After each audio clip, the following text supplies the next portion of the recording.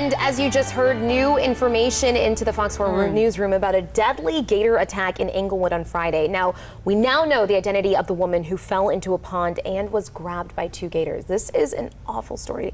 Florida Fish and Wildlife says the 8-year-old was Rose Wigano. Yeah, this was breaking news Friday night right here at Fox 4 News at 11. So just 2 months ago, another man was killed by a gator in Largo. Fox 4's Caitlin Knapp spoke to an animal behaviorist today to see if incidents like this are actually happening more often. Well, Florida is known for gators. We all know this, whether they're walking across the street, ending up on a front porch, or even swimming in canals. One animal expert tells me that the alligator population isn't necessarily growing, but the human growth population has something to do with the alligators now ending up in canals.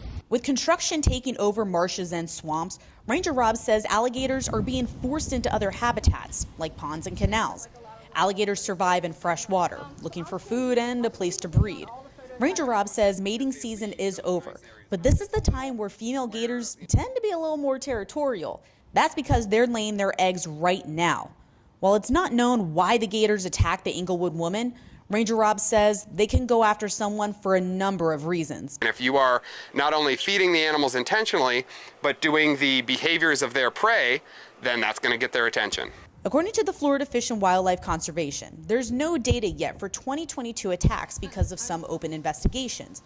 We do know there were 9 alligator bites last year and 12 the year before. None were deadly. FWC classifies them as unprovoked bites, where wild alligators bit someone and they weren't being handled or harassed. Now, Cape Coral woman Janelle Bennett lives in this house, and right behind her house is a canal where she saw a gator just yesterday. And her neighbor, who has lived here for 20 years, says that they have never seen an alligator in a canal. Ranger Rob says that this is starting to happen more, but there are ways to avoid it. That's the story I'm working on for you tonight on Fox 4 at 6.